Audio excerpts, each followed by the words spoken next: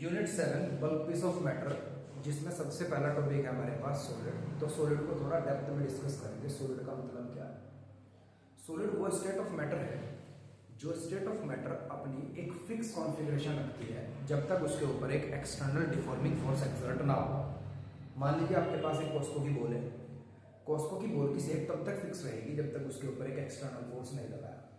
तो ये बात गलत थी कि सॉलिड की फिक्स शेप रहती है हमेशा। आप ये कह सकते हैं कि सॉलिड की तब तक फिक्स शेप रहती है जब तक उसके ऊपर एक एक्सटर्नल डिफॉर्मिंग फोर्स उसकी शेप और साइज को बिगाड़ने के लिए एक्सर्ट नहीं होता। तो बात करते हैं सॉलिड की। सॉलिड क्या है? वो स्टेट ऑफ मैटर जिस पर जब तक एक्सटर्नल डिफॉर्मिंग फोर्स एक्सर्ट नहीं होगा तब तक उसकी कोई शेप और साइज चेंज नहीं होगी।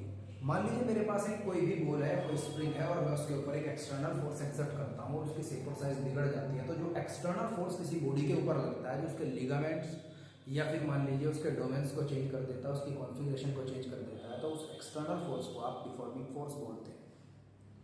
फिर डिफॉर्मिंग फोर्स, मान लीजिए मैंने क्या किया, एक स्प्रिंग लिया और स्प्रिंग को मैंने एक एक्सटर्नल फोर्स अप्लाई करके खींच दिया और वो यहां तक खींच गया। तो जो एक्सटर्नल फोर्स लगा it is said to be the deforming force. जब आप इसे रिमूव करेंगे तो इसके जो डोमेन्स होंगे वो दोबारा इस बॉडी को ओरिजिनल स्टेट में लाने के लिए एक रेस्टोरिंग फोर्स एक्सर्ट करेंगे और स्प्रिंग वापस अपनी ओरिजिनल स्टेट में चला जाएगा। इसे कहते हैं रेस्टोरिंग फोर्स। तो नोट करने वाली बात यहाँ है कि एक्सटर्नल डिफॉर्मिंग फोर्स की अपोजिट डायरेक्शन में ही रेस्टोरिंग फोर्स लगता है। अगर रेस्टोरिंग फोर्स का मैग्नीट्यूड डिफॉर्मिंग फोर्स के बराबर होगा तो बॉडी ओरिजिनल स्टेट में पहुंच जाएगी और अगर कम होगा तो एग्जैक्ट ओरिजिनल स्टेट में नहीं पहुंचेगी। समझ आ गया? कभी भी रेस्टोरिंग फोर्स जो एक्सटर्नल डिफॉर्मिंग फोर्स है उससे अधिक नहीं होता, उससे ज्यादा नहीं हो सकता। Concept clear? आपको क्लियर है? सभी को कंसेप्ट क्लियर है? ठीक है। मान लीजिए आपके पास कोई एक वायर है और आप उसे खींचते हैं और वायर खींचने के बाद यहां तक खींच गया। डिफॉर्मिंग फोर्स ने उस वायर की लेंथ L से L1 कर दी, खींच दी। Concept clear?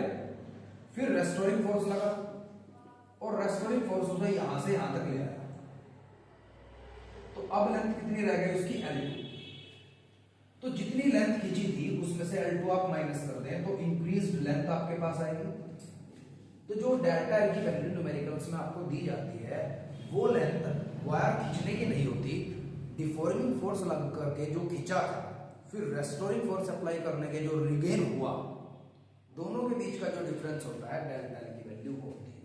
ये बात याद रखेंगे, इस चीज पर गौर करेंगे आप बहुत ध्यान से। ठीक है जी। न्यूमेरिकल करते समय हमेशा गलत तब होंगे जब आपको कहा जाएगा कि आपके पास 1 मीटर का वायर था और आपने एक्सटर्नल डिफॉर्मिंग फोर्स लगाया और उसकी 4 सेंटीमीटर लेंथ खींच गई। फिर रेस्टोरिंग फोर्स से उसकी 2 सेंटीमीटर रिगेन हो गई। तो 4 खींची थी, 2 रिगेन हो गई। तो डेल्टा L की वैल्यू आप 4 नहीं लेंगे, तब आप डेल्टा L की वैल्यू क्या लेंगे? 4 - 2 that is 2 centimetre. Concept clear? और L की वैल्यू वही रहेगी 1 मीटर। कंसेप्ट क्लियर है? Concept clear? ठीक है। तो यहां पर हमारे पास दो तरह के सॉलिड होते हैं। एक सॉलिड वो होता है जो रिगेन कर लेता है, जिसमें रेस्टोरिंग फोर्स एक्सर्ट होता है, वो अपनी ओरिजिनल पोजीशन को रिगेन कर लेता है, उसे कहते हैं इलास्टिक। और जो एक्सटर्नल डिफॉर्मिंग फोर्स की अपोजिट डायरेक्शन में रेस्टोरिंग फोर्स को अप्लाई नहीं करते, रेस्टोरिंग फोर्स जिनमें एक्सर्ट नहीं होता, उन्हें आप क्या कहते हैं? इलास्टिक।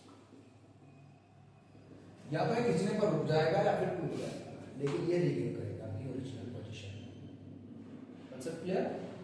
जिस प्रॉपर्टी के कारण रेस्टोरिंग फोर्स एक्सर्ट होता है उसे आप इलास्टिसिटी कहते हैं और जिसके कारण रेस्टोरिंग फोर्स एक्सर्ट नहीं करती है बॉडीज, उन्हें आप प्लास्टिसिटी कहते हैं। उस प्रॉपर्टी को आप प्लास्टिसिटी कहते हैं। Concept clear? तो यहां से आपको ये बात पता चली है कि एक्सटर्नल डिफॉर्मिंग फोर्स और रेस्टोरिंग फोर्स बॉडी पर लगते हैं और उसका इंपैक्ट क्या होता है। इस इंपैक्ट के बाद हम पढ़ेंगे स्ट्रेस क्या। एक चीज होती है स्ट्रेस, इसी चैप्टर के अंदर स्ट्रेस वर्ड होगा, जिसे क्या कहेंगे आप? Deforming force per unit area या restoring force per unit area.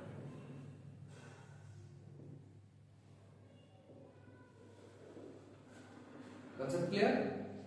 ये एक्सटर्नल डिफॉर्मिंग फोर्स एक्सर्ट करता है, ये स्ट्रेस है जो एक्सटर्नल डिफॉर्मिंग फोर्स ने एक्सर्ट की है, ये रेस्टोरिंग फोर्स एक्सर्ट करता है, ये रेस्टोरिंग स्ट्रेस है। अब रेस्टोरिंग स्ट्रेस और डिफॉर्मिंग स्ट्रेस में अंतर क्या है? एक वायर था 1 मीटर लेंथ का, मैंने एक्सटर्नल फोर्स लगाया और उसकी लेंथ इंक्रीज हो गई मान लो 10 सेंटीमीटर।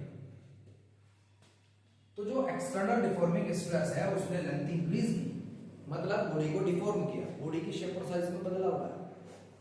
फिर रेस्टोरिंग फोर्स एक्सर्ट होगा इसे वापस रिगेन कराने के लिए ओरिजिनल पोजीशन। तो जो वापस रिगेन करेगी वो स्ट्रेस, जो रिगेन कराएगी उस स्ट्रेस को आप क्या कहेंगे? Restoring stress. Concept clear? Stress की SI यूनिट वही न्यूटन पर मीटर स्क्वायर, न्यूटन पर मीटर स्क्वायर। यहां से आप डायमेंशन निकाल लेंगे, न्यूटन मतलब ml/d की पावर -2 और L स्क्वायर।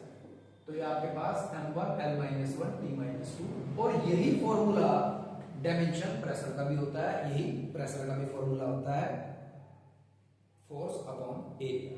Concept clear? तो ये आपके पास प्रश्न आ सकता है मेडिकल में कि प्रेशर की जो डायमेंशन फॉर्मूला है या SI यूनिट है वो इन 4 गिवन ऑप्शन में से किससे मैच करता है, और वहां पर एक लिखा हुआ स्ट्रेस। समझ आ गया? ये आपको कह दिया गया कि ये इसका डायमेंशन फॉर्मूला है स्ट्रेस एंड प्रेशर दोनों। तो हम स्ट्रेस समझ गए, और स्ट्रेस बेसिकली दो ही है, एक नॉर्मल और एक टेंजेंशियल।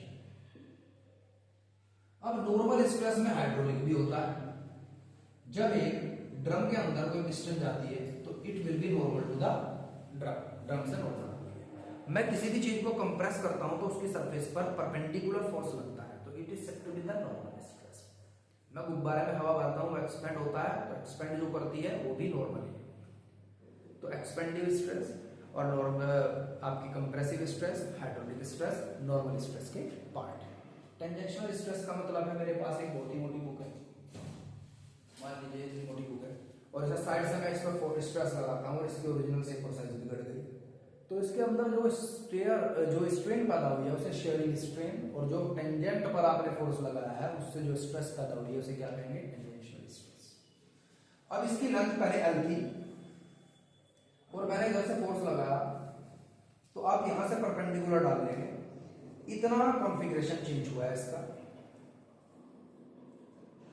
ये एक एंगल ये भी चेंज हुआ, पहले 90 डिग्री था, कोई एक एंगल जनरेट हो गया, तो ये स्ट्रेन में पड़ेगा। ठीक है, अब बात करते हैं स्ट्रेन है क्या। अब स्ट्रेस के बाद स्ट्रेन, क्योंकि ये एक रिवीजन क्लास है इसलिए मैं शॉर्ट में पढ़ाऊंगा ऐसे, और कम से कम मिनट में आपको पूरा चैप्टर डिलीवर कर दूं। ठीक है, अब बात करते हैं स्ट्रेन क्या था। मान लो आपके पास एक लेंथ L थी वायर की, इनिशियल लेंथ L थी, आपने मान लीजिए एक वायर की लेंथ खींच दी डेल्टा L2, फिर रेस्टोरिंग फोर्स अप्लाई करने के बाद वो डेल्टा L1 रह गई, या इतना रिस्टोर कर गया हो, तो जब इतना रिस्टोर कर गया तो इसमें से माइनस करके आपके पास ये बची हुई रह गई। It is said to be the increased length. मैंने 1 मीटर के वायर को 4 सेंटीमीटर खींचा था, वापस वो 1 सेंटीमीटर शिफ्ट हो गया, तो मैंने खींचा था दिस इज L2 4 सेंटीमीटर, वापस शिफ्ट हो गया 1, तो delta L2 minus delta L1 that is equals to delta L, this is 3 centimetre, this is 3 centimetre increase length. तो जो इंक्रीज लेंथ होती है पर unit original length, it is said to be the longitudinal strain. तो strain का मतलब होता है changing configuration of the body to the original configuration, जो बॉडी में चेंज आ रहा है कॉन्फ़िगरेशन में अपॉन उसकी ओरिजिनल कॉन्फ़िगरेशन, इसे कहा जाता है स्ट्रेन। अब बॉडी की जो ओरिजिनल कॉन्फ़िगरेशन होगी, अगर लेंथ है तो चेंज भी लेंथ में आएगा, अगर एरिया है तो चेंज भी एरिया में आएगा, अगर वॉल्यूम है तो चेंज भी वॉल्यूम में आएगा।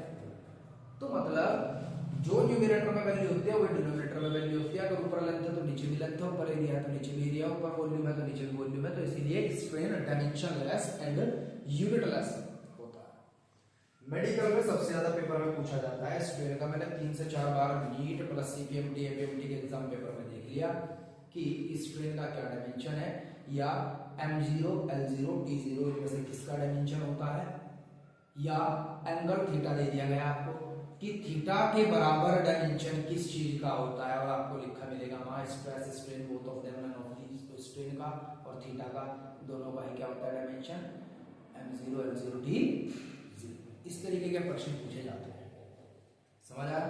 हम यूनिट 1 में अगर जाए डायमेंशंस में तो हमने इस तरीके के कई प्रश्न किए थे कि ये डायमेंशन किस किस चीजों का है। डायमेंशन लेस कुछ चीजें पढ़ी थी हमने, angle, trigonometric ratio, sine theta cos theta, tan theta cot theta, cosec sec theta. हमने रिफ्रैक्टिव इंडेक्स डायमेंशन लेस पढ़ा था वहाँ, हमने स्ट्रेन डायमेंशन लेस पढ़ा था वहाँ, समझ गए आप लोग। तो ये ऐसे हमने रिनोल्ड नंबर डायमेंशन लेस पढ़ा था वहाँ, रिनोल्ड नंबर। हमने पावर फैक्टर डायमेंशन लेस पढ़ा था। तो ऐसी कई चीजें हमने डायमेंशन लेस पढ़ी थी। और एक चीज और, कभी भी हर कांस्टेंट डायमेंशन लेस नहीं होता, कुछ कांस्टेंट डायमेंशन लेस होते हैं, समझ आ गया। जैसे स्टोक्स लॉ में आप लोग क्या लिखते थे, F = 6 pi Darwin, where 6 pi is dimensionless. लेकिन जब ग्रेविटेशन फोर्स में F = gmm/r² रखते थे, वहां g भी तो कांस्टेंट था, लेकिन ये डायमेंशन लेस नहीं है। तो इस तरीके का भी प्रश्न आने के चांस है कि आपको कह दिया गया, आपको 4 ऑप्शन दे दिए गए, इन ऑप्शन में से कौन सा कांस्टेंट डायमेंशन लेस है, कौन सा कांस्टेंट डायमेंशन लेस नहीं है। आपको कुछ सॉलिड में से क्वांटिटीज दे दी गई, इनमें से कौन सा डायमेंशन लेस है, कौन सा डायमेंशन लेस नहीं है। तो strain Poisson ratio dimension less है, स्ट्रेस डायमेंशन लेस नहीं है, समझ आ गया। Very good. इसके बाद अब स्ट्रेन हम समझ गए कि change in configuration to the original configuration. और स्ट्रेन हमारे पास बेसिकली 3 है, एक लॉन्गिट्यूडनल स्ट्रेन, एक वॉल्यूमेट्रिक और एक शेयरिंग स्ट्रेन जो टेंजेंशियल। यहां क्या सीन है, अगर लेंथ L थी वायर की और आपने इंक्रीज कर दी डेल्टा L, तो जो डेल्टा L अपॉन L आया, दिस इज लॉन्गिट्यूडनल स्ट्रेन। अगर वॉल्यूम किसी भी चीज की डेल्टा भी चेंज किया आपने और V वॉल्यूम थी, then it is said to be a volumetric। अभी वो मैंने लेंथ ली थी एक बुक की, मान लीजिए उसकी लेंथ कितनी थी L, और मैंने इस पे टेंजेंशियल स्ट्रेस लगाया, उसकी लेंथ थोड़ी सी शिफ्ट हो गई इस तरफ डेल्टा L, तो जो shared length I upon original length, it is said to be the shearing strain. Concept clear. तो सभी स्ट्रेन डायमेंशन लेस होती है, ध्यान रखिएगा। लेंथ हमेशा इंक्रीज करेंगे आप, तो यहाँ प्लस लिखा होता है, कई बार उसमें वॉल्यूम आप घटा और बढ़ा सकते हैं। गुब्बारे में हवा भरी तो वॉल्यूम बढ़ गई, और गुब्बारे की हवा निकली तो वॉल्यूम घट गई, तो यहाँ प्लस और माइनस दोनों हो सकते हैं, समझ आ गया। एवरीवन सैटिस्फाई, ठीक है। अब इसके बाद यहां से निकला था हमारे पास हुक्स लॉ।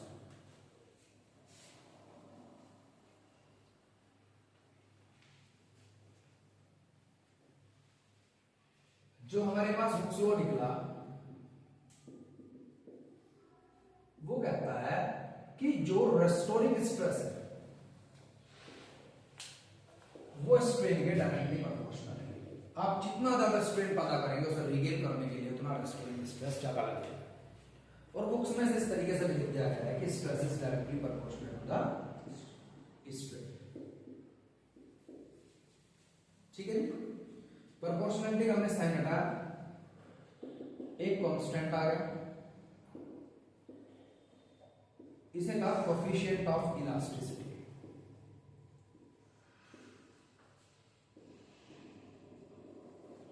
अब कोएफिशिएंट ऑफ इलास्टिसिटी का डायमेंशन भी कई बार पूछा गया है, तो स्ट्रेस अपॉन स्ट्रेन से आप वो भी निकाल लेंगे। तो कोएफिशिएंट ऑफ इलास्टिसिटी मैंने एक बार आपको टेस्ट भी दिया था, कई बच्चों का गलत था, तो याद रखना स्ट्रेस के बराबर इसका डायमेंशन फॉर्मूला होता है, स्ट्रेस के बराबर इसका SI न्यूटन पर मीटर स्क्वायर, ठीक है। अब कोएफिशिएंट ऑफ इलास्टिसिटी भी 3 तरह का है, क्योंकि यह स्ट्रेन पर डिपेंड करता है कि स्ट्रेन कैसा पैदा हुआ है। तो ध्यान देंगे स्ट्रेन किस तरीके का पैदा हुआ है उस पर ध्यान देंगे। भाई मान लो आपके पास कोएफिशिएंट ऑफ इलास्टिसिटी पूछा गया, तो कोएफिशिएंट ऑफ इलास्टिसिटी हमारे पास 3 तरह का है। एक को y से रिप्रेजेंट करते हैं, एक को b से रिप्रेजेंट करते हैं, एक को ईटा या g से रिप्रेजेंट करते हैं। इसे कहते हैं Young's modulus of elasticity, bulk modulus of elasticity, modulus of rigidity. इसका मतलब क्या है? इसका मतलब है जो फोर्स पर यूनिट एरिया, मतलब जो आपने स्ट्रेस लगाया बॉडी के ऊपर normal to the longitudinal strain, और y is equal to FLA delta L। तो ये आपके पास यंग्स मॉडुलस ऑफ इलास्टिसिटी का फॉर्मूला है, और Young's modulus of elasticity length, जो इंक्रीज लेंथ रही रेस्टोरिंग फोर्स अप्लाई होने के बावजूद भी, उसके इनवर्सली प्रोपोर्शनल होता है। इलास्टिक वो नहीं है जो खींच रहा है, इलास्टिक वो है जो खींचने के बाद भी दोबारा अपनी ओरिजिनल स्टेट में आ जाए। समझ आ गया? रबर इज नॉट इलास्टिक, वो इलास्टोमर है। स्टील इज इलास्टिक, ठीक है जी। स्टील को 1000 10,000 बार ऐसा करा वो फिर भी रिगेन करती रही अपनी ओरिजिनल पोजीशन, लेकिन रबर को 5 7 10 बार किया तो खराब हो गई। इलास्टिक वो जो ओरिजिनल स्टेट में आ जाए। Concept clear? अब यहां ध्यान देंगे, जो यंग्स मॉडुलस ऑफ इलास्टिसिटी है या बल्क मॉडुलस ऑफ इलास्टिसिटी या मॉडुलस ऑफ रिजिडिटी है, मैंने बताया उसका तो फॉर्मूला वही होगा स्ट्रेस के बाद। Young's modulus of elasticity inversely proportional to the increased length restoring apply होने के बाद, रेस्टोरिंग फोर्स अप्लाई होने के बाद। तो जो चीज ज्यादा खींचती है वो कम इलास्टिक होती है। याद रखना, किसी चीज को इलास्टिक है या नहीं है, कितनी ज्यादा है वो पहचानना है।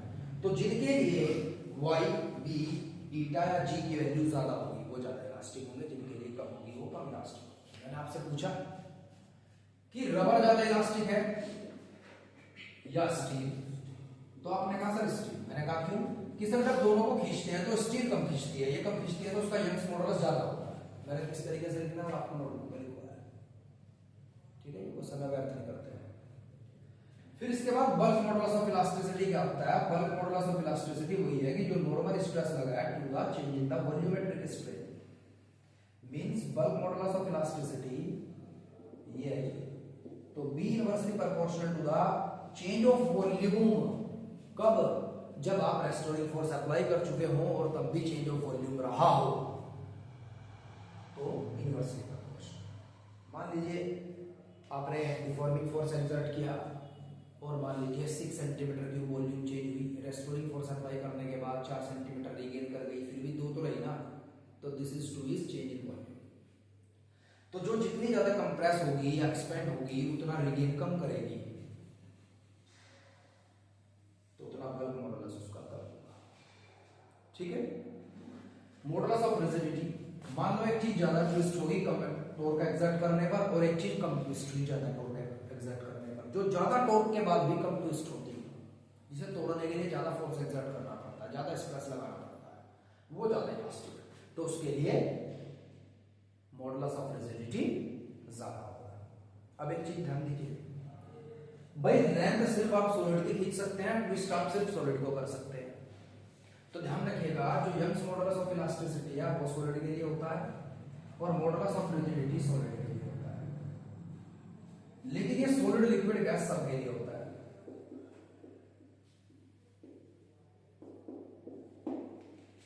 डन? कोई दिक्कत यहां तक? तो ऐसे ही एक होलो पाइप जो होता है, होलो पाइप अगर आप रखे और एक सॉलिड पाइप रखे हैं तो होलो पाइप की 2 रेडियस है, एक R1 और एक R2, इसकी एक R।